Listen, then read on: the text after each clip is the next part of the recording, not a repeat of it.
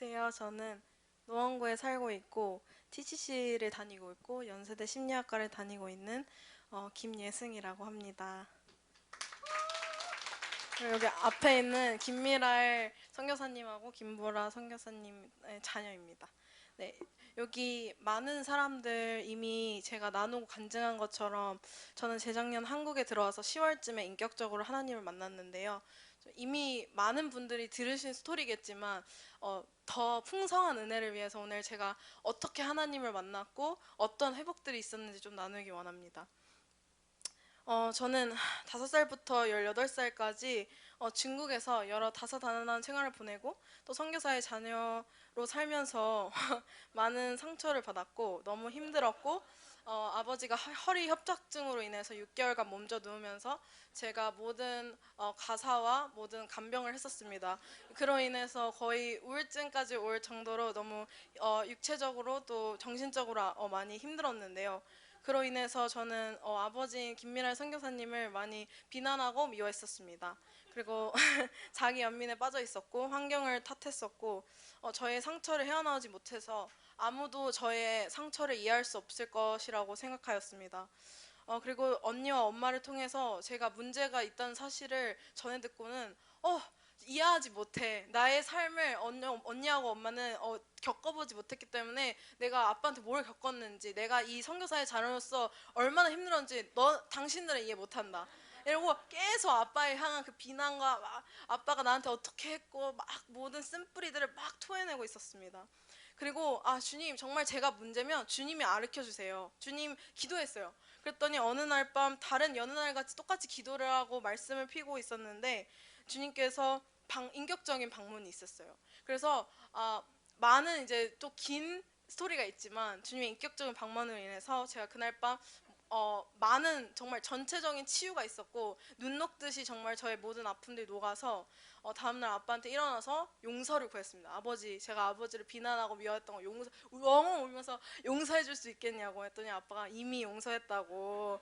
본인은 이제 쉽죠. 저는 본인은 모르니까 어, 그래서 그런 관점의 전환이 있었어요. 그랬더니 아빠가 진짜 아까 고난홍 사모님께서 정말 간증을 한 것처럼 이게 일부러 내가 의지적으로 아빠를 막 사랑스럽게 봐야지가 아니라 주님의 관점이 부어지니까 너무 사랑스러워 보여.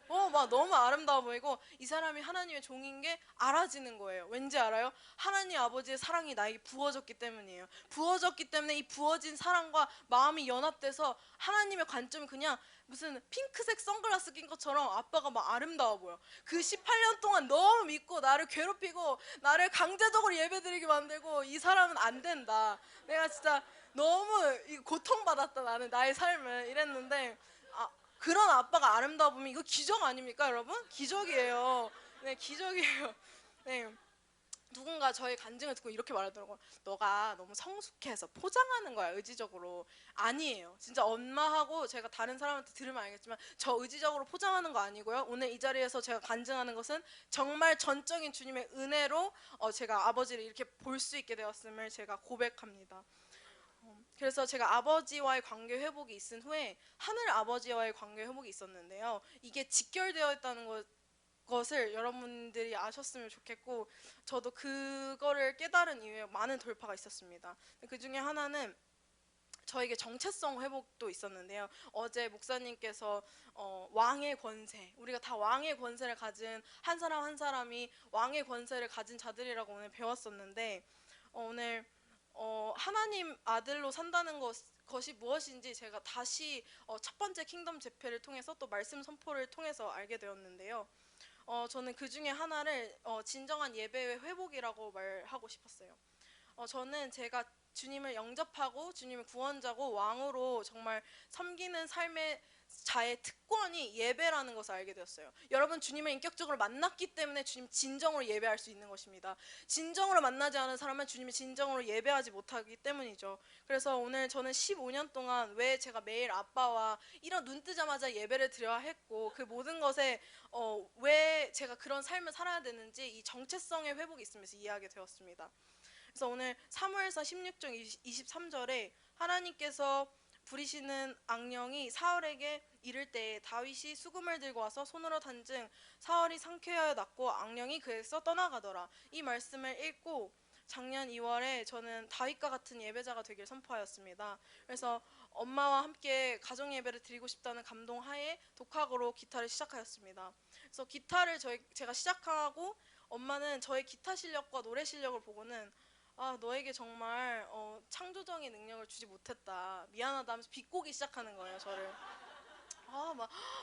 뭐 하나만 쳐도 예승아, 미안해, 막 이러면서 계속 비꼬는데 저는 멈추지 않고, 예수님의 이름으로 끊으면서, 아니요, 저는 이미 예배자입니다. 저는 저의 정체성이 바뀐 걸 분명히 알았어요. 주님을 인격적으로 만나고 예배하는 게 달라지고 저의 마음이 달라졌기 때문에, 아니요, 저는 이미 예배자입니다 선포하고, 제가 5개월 만에, 3개월을 하셨는데 사실 5개월 만에 첫 예배 인도를 하고 5번의 예배 인도를 지금까지 인도하였고, 앞으로 픽스에서 예배 인도를 할 수 있냐고 요청까지 받은 상태고, 두 곡의 자작곡까지 적었습니다. 8개월 만에.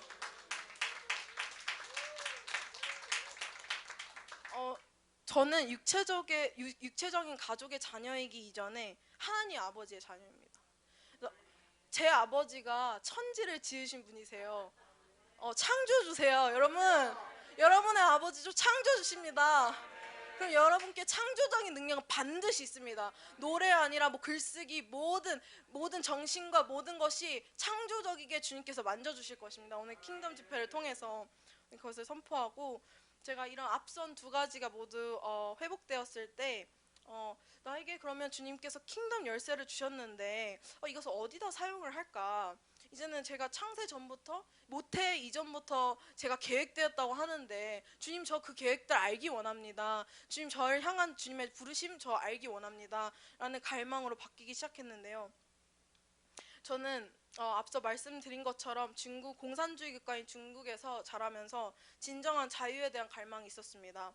그리고 저는 코로나가 한창이었던 2020년 6월에 입국했을 때 모두가 중국과 똑같이 QR코드를 찍으며 개인정보에 대한 자유가 빼앗기고, 백화점에는 수백 명이 들어갈 수 있으면서 교회에는 못 들어가게 하고 예배를 제지하는 모습을 보면서 큰 충격과 실망감과 분노를 안겨주었습니다.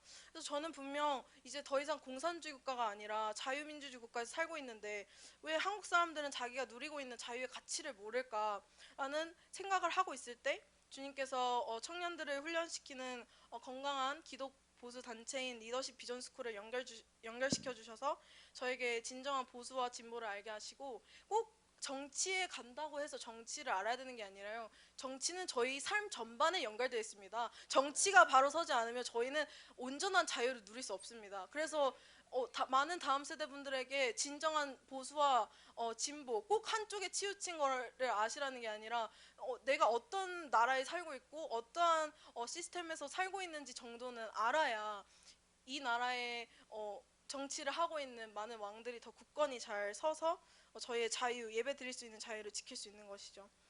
그래서 그리고 거기서 통일에 대한 마음도 부어주시고, 그래서 제가 이 시즌에 왜 제가 원래 미국으로 대학 가려고 했는데 왜 한국에 왔는지, 그리고 제가 30명 중에 5명을 뽑는 연세대 심리학과의 어마어마한 경쟁력을 뚫고 되지 않았습니까? 그 말이 됩니까, 여러분? 말이 안 돼요. 저는 왜 말이 안 되냐면, 저는 중학생 때까지 상 하나를 못 타서 울면서 집에 오는 아이였습니다.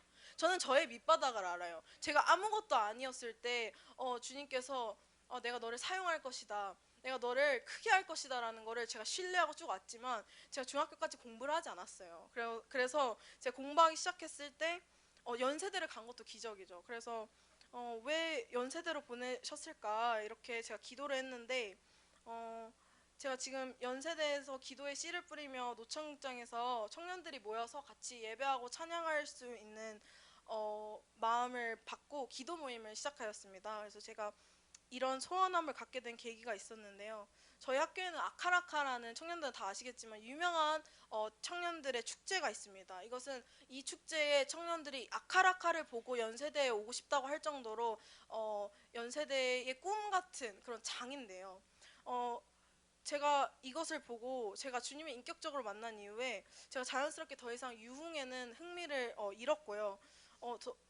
연예인을 보는 것보다 주님 예배하는 게 자연스럽게 더 좋아졌기 때문에 거기에 굳이 갈 이유가 없는 거예요. 거기에 10시간 씻어서 연예인 보고 생고생하면서 그럴 흥미도 없고 열정도 없는 거예요. 그래서 저는 주님, 저는 주님께 서원을 해버렸어요. 주님, 저 4년 동안 아카라카 안 가고 주님 앞에 기도하고 저 자리 예배하고 싶어요. 저도 모르게 주님에 취해가지고 제가 서원을 해버린 거예요. 정신 차리고 보니까 내가 그런 서원을 했네. 그래가지고 사람들이 아카라카 왜 안 가냐, 다 가거든요. 청년들이 축제니까. 연대생이잖아요. 또 아카라카 안 가? 응, 나 안 가. 왜 안 가? 나 거기에 열정이 없어. 나 거기서 기도와 예배하고 싶어. 했더니 다 나를 어떻게 쳐다보냐. 미쳤구나, 얘. 좀 많이 미쳤어. 약간 이렇게 쳐다보는데, 지금은, 제가 6개월 동안 그 캠퍼스 수업을 들으면서 이러한 소원함을 주신 거에 대해서, 시간을 구별해서 기도를 했는데요. 정확히 6개월 마지막 학기가 마지막 가는 날 마지막 날에 기도 응답을 해주셨고, 아는 중국 언니가 함께 기도하고 싶다며 이제 기도 모임이 시작돼서 지금은 한 저 포함 3명에서 4명 정도 모였습니다. 그래서 근데 신기한 게 모두가 중국인이에요. 놀랍지 않습니까? 중국인이 지금 연세대 부흥과 이 대한민국 캠퍼스를 위해서 기도하고 있습니다, 여러분. 놀랍지 않으세요?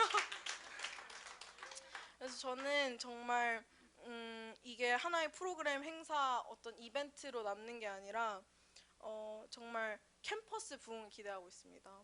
어, 이 부흥이 정말 캠퍼스 불길이 타가지고 다른 캠퍼스 그리고 대한민국 전역과 또 중국과 또 이스라엘까지 주님 오실 게 예비하는데 저는 키라고 생각합니다. 그래서 저는 여러 가지 부르심이 있지만 지금 캠퍼스를 정말 연세대의 그 좌우명이 진리가 너희를 자유케 하리라인데 정말 이 친구들이 어, 많은 자기가 진리를 선택할 수 있다고 생각하고 정말 진리신 예수님은 못 만나고 있잖아요. 그래서 저는 진짜 노천극장에서 기도하고 예배하면서 많은 다음 세대 청년들이 주님 만나기를 소원합니다.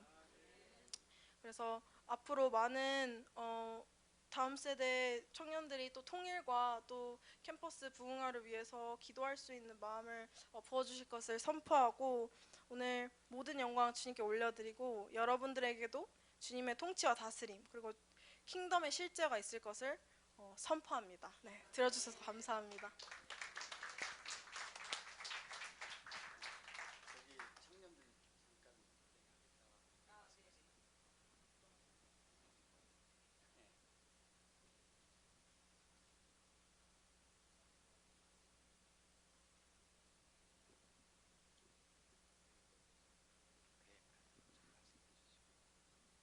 오늘 여러분들 청년들이 많이 왔잖아요.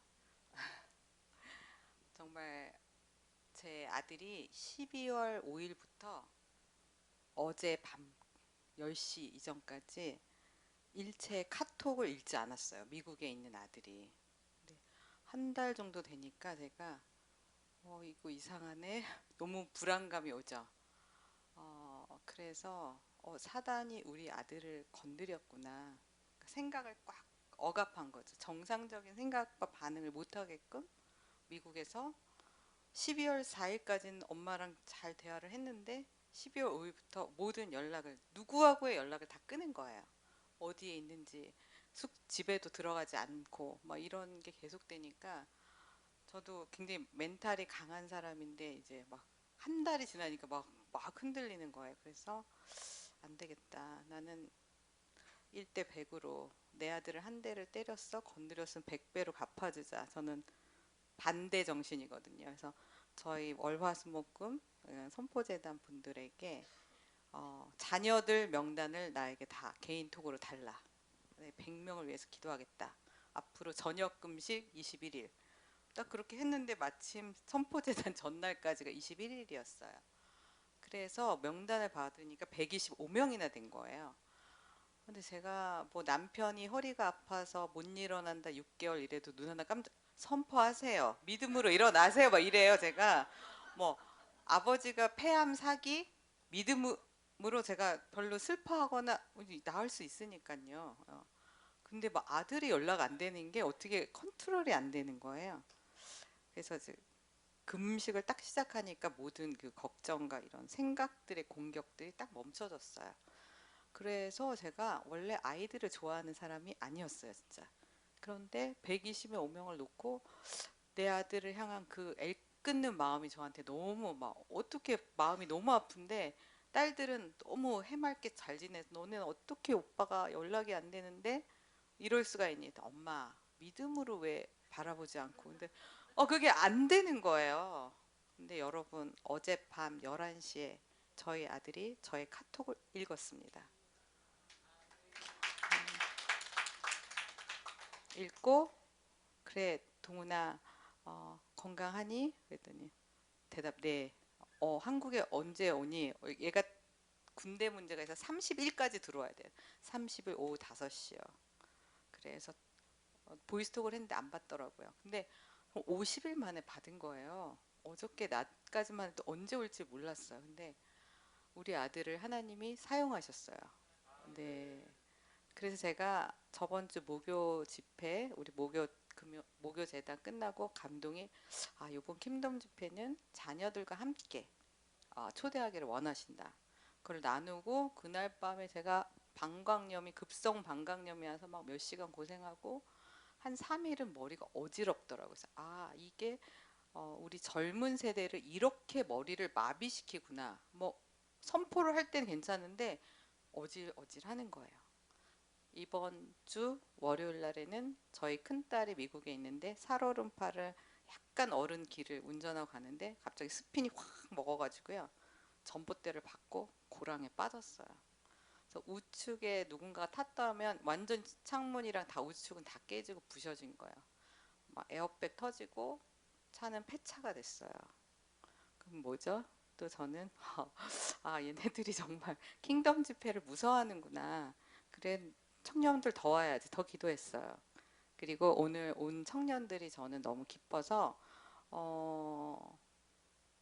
오늘 정말 감동 주시는 청년분 10분을 선착순을 받을게요. 저는 시간이 없습니다. 되게 바쁜 사람이에요. 제가 유명인이 됐거든요. 그래서 목요일 새벽 6시 반에 줌모임을 합니다. 선포 모임을 10회를 할 거예요. 10회를 완주하신 분에게는 1,000만 원짜리 제가 배운 강의가 있어요. 책 쓰는 법, 공부하는 법, 그거에 대한 특강을 누구에게? 10회 아침 새벽 선포 모임을 완료한 분들에게 너무 좋은 기회죠. 예. 그리고 여러분들이 오늘 여기 온 거는 정말 엄마들이 다 놀라고 있어요. 아니 우리 애가 내가 오란다고 올 수가 있는가 놀랬어요. 엄마들이. 그래서 제가 선물을 준비했습니다. 여러분들이 부모님의 말씀에 순종하였기 때문에 제가 드리는 선물이에요. 이름 부르시는 분 나와주세요. 최하림. 네. 제가 우리 애들한테도 메시지 쓰고 이런 사람 아니에요. 우리 애기 예훈이도 있어요. 예준이 너무 수고하는데 나오세요. 제가 30세 이상은 준비를 못했습니다. 30세 이상은 준비 못했고요. 그다음에 시온이 왔나요?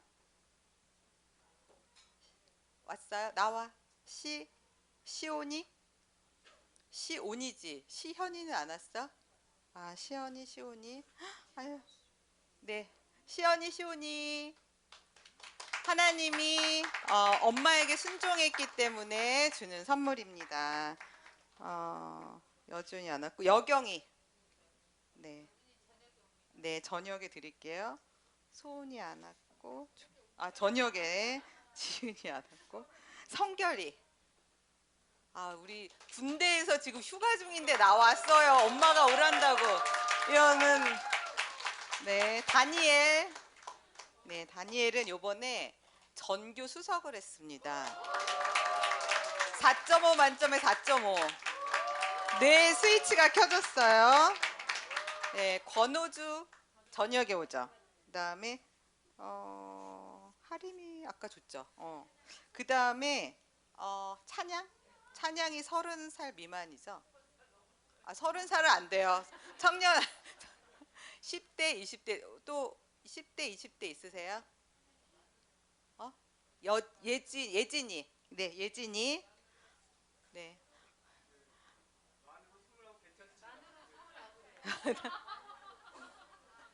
만으로 다지나요? 네. 너무 제가 이거는 예언적 행동이에요. 여러분들이 부모님의 말씀에 순종할 때 하나님이 이렇게 축복해주고 상을 주세요. 하나님께 구하는 거, 하나님께 하는 거는 여러분 반드시 보상이